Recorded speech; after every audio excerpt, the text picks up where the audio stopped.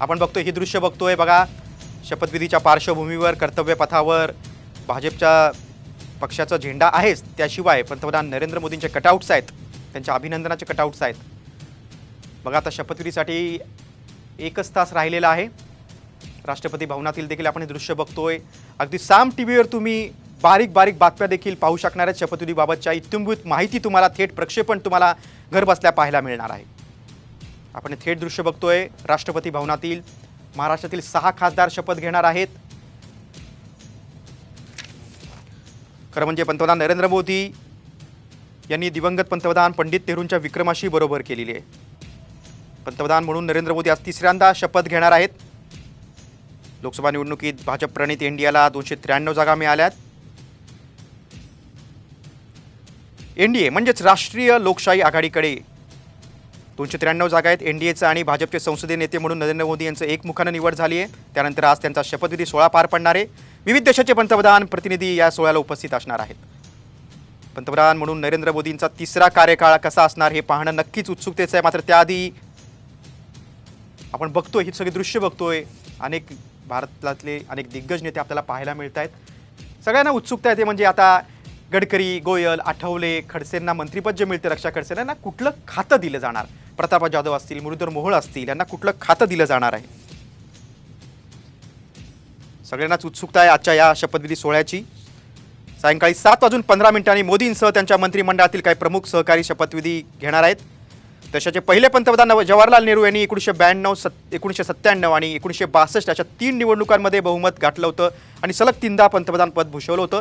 त्यानंतर सलग तिसऱ्यांदा पंतप्रधान पदाची शपथ घेणारे नरेंद्र मोदी हे दुसरे व्यक्ती ठरत आहेत, दुसरे पंतप्रधान ठरत आहेत। आपण बघतोय खरं महायुतीमध्ये भाजपला आणि शिंदे गटाला मंत्रिपद मिळाली आहेत, मात्र अजित पवार गटाला काही मंत्रिपद मिळालं नाही। एक कॅबिनेट मंत्रिपदाची त्यांची मागणी होती, मात्र भाजपचं म्हणणं आहे की तुम्हाला स्वतंत्र राज्यमंत्रीपदाचा कार्यभार असलेलं आम्ही खातं देऊ, मात्र कॅबिनेट मंत्रिपदासाठी अजित पवार गट इच्छुक आहे आणि काही काळ आम्ही थांबू असं देखील ते म्हणतात। आपण थेट जाऊया, आमचे दिल्लीचे प्रतिनिधी प्रमोद जगताप आपल्यासोबत आहेत। प्रमोद, आजचा दिवस खूप महत्त्वाचा आहे। 6 जण महाराष्ट्रातून 6 जण मंत्रिपदाची शपथ घेणार आहेत आणि भव्य दिव्य असा कार्यक्रम राष्ट्रपती भवनात हा सगळा पार पडणार आहे। काय क्षणचित्र आहेत, कशी उत्सुकता आहे, तुम्ही सगळं तिथं अनुभवताय, आम्हालाही सांगा। गिरीश, फक्त 1 तासाचा अगदी अवधी बाकी आहे आणि 1 तासानंतर देशाचे तिसऱ्यांदा पंतप्रधान म्हणून नरेंद्र मोदी शपथ घेणार आहेत। त्यासाठी तुम्ही म्हणालात तसं सगळा भव्य दिवस सोहळा जो आहे तो सुरू झालेला आहे। मागच्या काही वेळापासून प्रामुख्याने मी गिरीश सांगेल दुपारी 3 वाजल्यापासूनच राष्ट्रपती भवनांकडे जाण्यासाठी खरं तर नागरिकांच्या रांगा लागल्याचं बघायला मिळते। ज्या पद्धतीनं भारतीय जनता पार्टीनं म्हणा किंवा एनडीएनं कार्यक्रमाची तयारी केलेली आहे ती अगदी भव्य दिव्य आहे। देशभरामधून जवळपास 10,000 जण जे आहेत या कार्यक्रमासाठी उपस्थित आहेत आणि त्यासाठी सगळे म्हणजे वेगवेगळ्या गेटनी विविध लोक जे आहेत ते जातात, कारण सगळे व्हीव्हीआयपी लोक जे आहेत ते आलेले आहेत। गिरीश, 9 देशांचे प्रमुख नेते आले, त्यामुळे सिक्युरिटीचा विषय असेल किंवा देशामधली महत्वाचे नेते असतील, या सगळ्याच्या अनुषंगानं सिक्युरिटी देखील टाईट असल्याचं बघायला मिळते। सामान्य नागरिक वेगळ्या गेटनं, व्हीआयपी वेगळ्या गेटनं, व्हीव्हीआयपी लोक जे आहेत ते वेगळ्या गेटनं, अशा पद्धतीचा सगळा सोहळा जो आहे राजधानी नवी दिल्ली निश्चितच प्रमोद 2014, 2019 आणि आता 2024 तिसऱ्यांदा नरेंद्र मोदी पंतप्रधान होत आहेत। महाराष्ट्राच्या दृष्टीने काय तुमची कोणाशी गाठभेट झाली का, संवाद झाला का? महाराष्ट्रातले पदाधिकारी म्हणजे सत्ताधारी महायुतीचे पदाधिकारी असतील किंवा आपले ज्यांना आता मंत्रिपद मिळालेलं आहे ते काही खासदार असतील नवनिर्वाचित, कोणाशी गाठभेट झाली आहे का, संवाद झालाय का? बिलकुल गिरीश, मी 3 खासदारांशी बोललो की ज्यांना मंत्रिपद मिळालेली आहेत। प्रामुख्याने मी सांगतो, नव्यानं ज्यांना पहिल्यांदाच खासदार झाले आणि ते मंत्री बनले ते मुरलीधर मोहोळ असो, त्यांच्याशी संवाद साधला। आनंदाचा क्षण आहे असं मुरलीधर मोहोळ सांगत होते।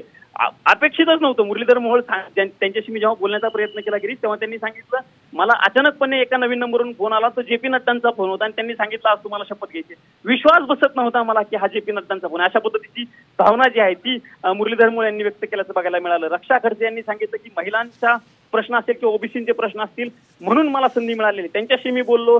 रामदास आठवले असतील, प्रतापराव जाधव असतील, या सगळ्या नेत्यांशी मी बोललो गिरीश आणि सगळ्यांच्या याच भावना आहेत की पुन्हा एकदा नरेंद्र मोदींचे हात बळकट करण्यासाठी महाराष्ट्रामधून आम्ही 6 जण आलेलो आहोत आणि आम्ही 6 जण जे आहोत ते चांगल्या पद्धतीने काम करणार आहोत। ज्या पद्धतीनं मागच्या 10 वर्षामध्ये महाराष्ट्रातील सगळ्या मंत्र्यांनी कामगिरी केली तशाच पद्धतीची कामगिरी आमची असेल। गिरीश, तुम्ही म्हणालात तसं महाराष्ट्राच्या दृष्टीने का महत्वाचं वाटतं मला, समतोल जो आहे तो खूप चांगल्या पद्धतीने राखला गेलेला आहे। ओबीसी असेल, महिला असेल, या सगळ्यांचं प्रतिनिधित्व असेल, उत्तर महाराष्ट्र असेल, पश्चिम महाराष्ट्र असेल, विदर्भ असेल, या सगळ्यांना सामावून घेण्याचं काम कुठंतरी या सगळ्या मंत्रिमंडळामध्ये झाल्याचं बघायला मिळतं. फक्त एक वेगळी गोष्ट गिरीश, एनडीएचा घटक पक्ष असलेला अजित पवारांची राष्ट्रवादी काँग्रेस मात्र या मंत्रिमंडळामध्ये शपथ घेत नाही. कालपासून किंवा आधीपासून बोललं जात होतं गिरीश की प्रफुल्ल पटेल जे राष्ट्रवादी काँग्रेस पक्षाचे खासदार आहेत राज्यसभेचे आणि सिनियर मोस्ट पर्सन आहेत, मागच्या म्हणजे 2004 पासून जेव्हा युपीए 1 असेल किंवा युपीए 2 असेल, या दोन्ही सरकारमध्ये प्रफुल्ल पटेल यांनी केंद्रीय मंत्री म्हणून काम केलं होतं. कदाचित ते असतील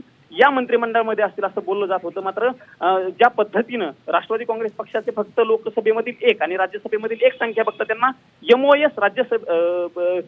एमओएस राज्यमंत्री पदाचा चार्ज घेण्यासाठी बोललं गेलं होतं, ती त्यांनी नाकारली. हीच एक वेगळी गोष्ट आहे महाराष्ट्राच्या दृष्टीने की अजित पवार यांचा राष्ट्रवादी काँग्रेस पक्ष एनडीएचा घटक पक्ष आहे. निश्चितच प्रमोद, आणि अजित पवार बोललेच आहेत की आम्ही काही काळ थांबू, आम्हाला कॅबिनेट मंत्री पदच हवंय असं त्यांनी सांगितलंय.